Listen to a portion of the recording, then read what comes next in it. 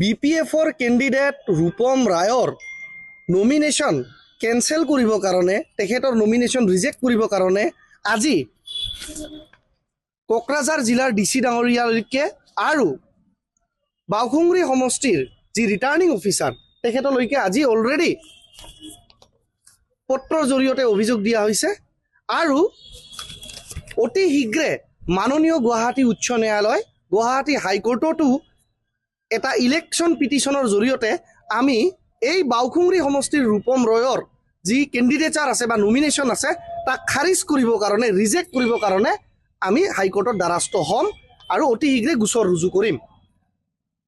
সকলোতকৈ গুৰুত্বপূৰ্ণ কথাটো হৈছে যে আজি BTCৰ বহিৰাগত BTCৰ বাসিন্দা নোহোৱা স্বত্তেও কেৱল একমাহ ডেৰ মাহ আগত বঙাইগাঁও জিলাৰ পৰা আহি বঙাইগাঁও জিলাৰ বৰচৰা গাঁৱৰ পৰা আহি ৰূপম ৰয় নামৰ প্ৰাৰ্থীগৰাকীয়ে BTCত তেওঁৰ নামটো ভোটাৰ লিষ্টত সন্নিৱিষ্ট কৰি লৈছে মাত্ৰ একমাহ আগত।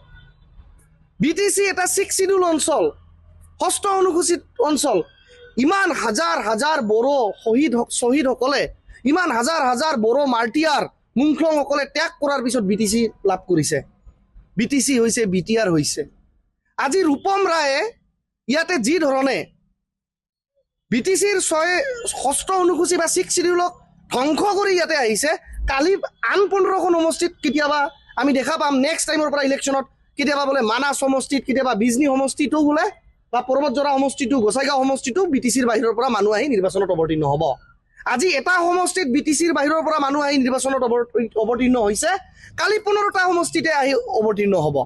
পৰহি BTCৰ যিটো সুৰক্ষা কবচ আছে, ইমান হাজাৰ হাজাৰ মানুহ যে শ্বহীদ হ'ল, ত্যাগ হ'ল, এপচুই যে ইমান কষ্ট কৰিলে, BLDয়ে যে ইমান ত্যাগ কৰিলে, বড়োৰ যে ইমান শ্বহীদ হ'ল, NDFBয়ে যে ইমান হাতত অস্ত্ৰ ধৰি সংগ্ৰাম কৰিলে, এইবিলাক চব নাইকিয়া হৈ জলাঞ্জলি দিব লগা হ'ব। আপুনি বিচৰা বাতৰি পাব কেৱল নিউজ 18 এপত। নিউজ 18 এপ ডাউনলোড কৰিবলৈ স্কেন কৰক এই QR কোড। গুগল প্লে ষ্টৰতো পাব এই নিউজ 18 এপ।